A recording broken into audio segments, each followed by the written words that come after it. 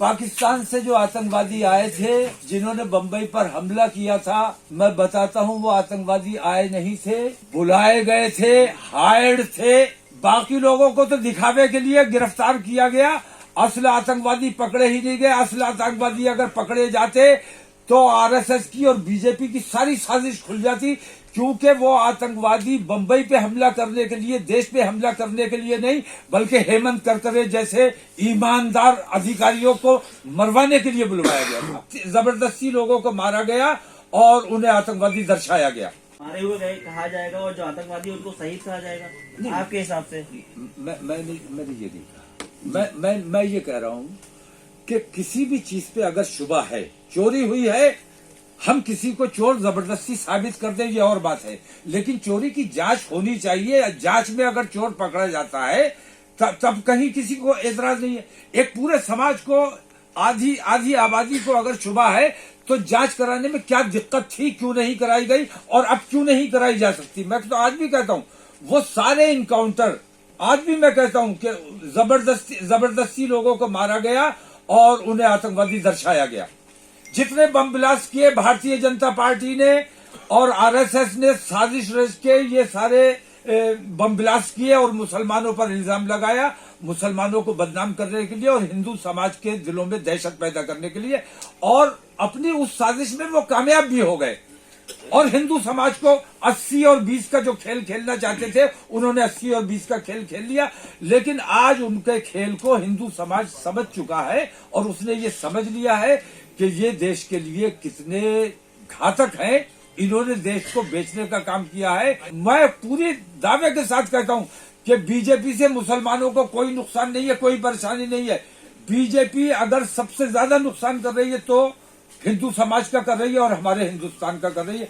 हमारे देश का नुकसान हो रहा है, हमारा देश बिक रहा है, हमें इस बात की तकलीफ है। हम इसलिए बीजेपी की मुखालफत कर रहे हैं।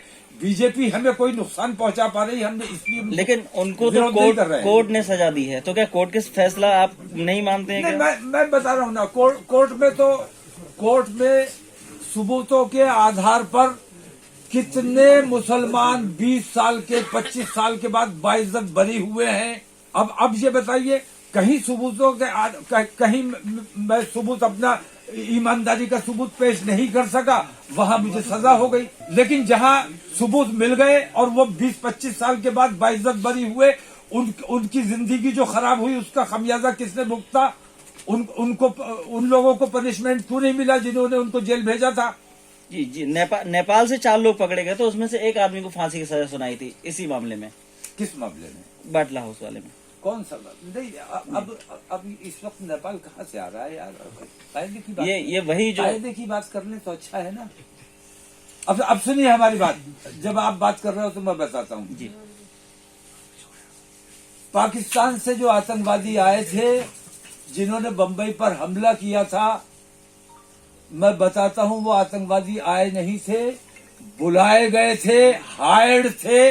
बाकी लोगों को तो दिखावे के लिए गिरफ्तार किया गया, असल आतंकवादी पकड़े ही नहीं गए। असल आतंकवादी अगर पकड़े जाते तो आरएसएस की और बीजेपी की सारी साजिश खुल जाती, क्योंकि वो आतंकवादी बंबई पे हमला करने के लिए, देश पे हमला करने के लिए नहीं, बल्कि हेमंत करकरे जैसे ईमानदार अधिकारियों को मरवाने के लिए बुलवाया गया था।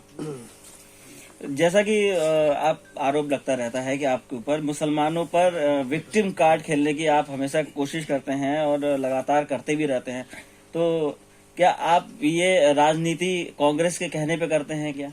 नहीं, मैं तो भाई कांग्रेस का हमेशा विरोधी रहा हूँ। कांग्रेस की मैंने कभी सियासत नहीं की, हमेशा विरोध किया है। और मैंने जो आज कांग्रेस संघर्ष में है और इतनी दुर्दशा उसकी हो चुकी है, उसके लिए सबसे बड़ी जिम्मेदारी मैं लेता हूं कि मैंने कांग्रेस के खिलाफ पूरे देश में माहौल बनाया, क्योंकि वो बेईमानियां कर रहे थे।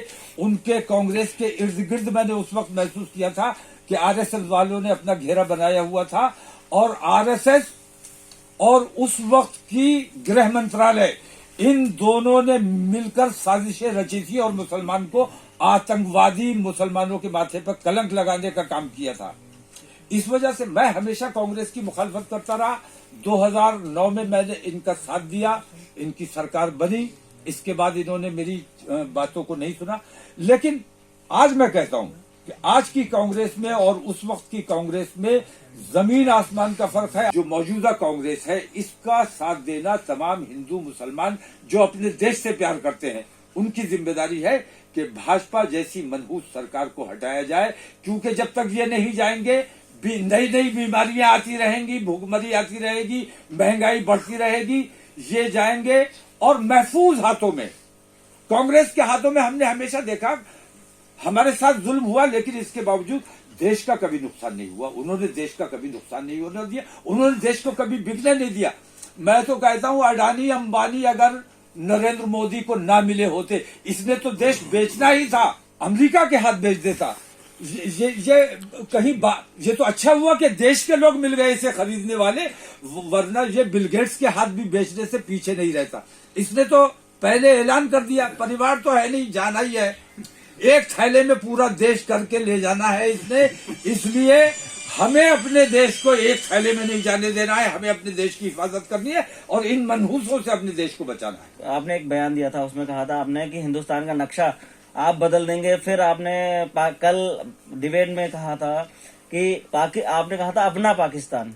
तो इनका क्या मायने निकाला जाए, आप क्या बोलना चाहते हैं इन सबको लेकर? पाकिस्तान हमारा है, हमारे देश का हिस्सा है। किसने बांट दिया पाकिस्तान को? हम आज भी पाकिस्तान को अपना मानते हैं और हम कहते हैं कि हमारे देश का हिस्सा था और आज नहीं तो कल फिर हमारे देश का हिस्सा। हमारे अंदर इतनी शक्ति भी है और इतनी हिम्मत भी है कि हम अपने देश का नक्शा ऐसे बदलना चाहते हैं कि पाकिस्तान को वापस हम हिंदुस्तान में मिलाना चाहते हैं।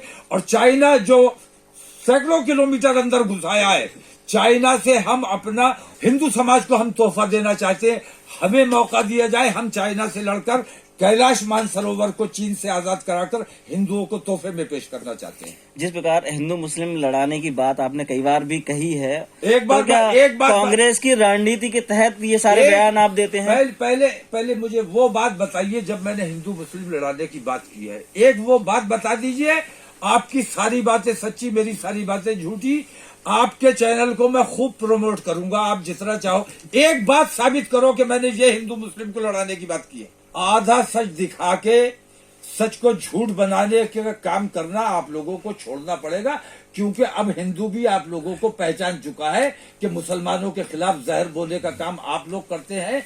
आप लोग अपना तरीका नहीं बदलेंगे तो आप लोगों को बदल दिया जाएगा। आप लोगों के चैनल को कोई देखना नहीं चाहता, पसंद नहीं करता। आप अपनी टीआरपी के लिए जहर उगलते रहिए, हिंदू मुस्लिम लड़ाते रहिए। ये तरीका अच्छा नहीं है, इसको आपको तब्दील करना चाहिए।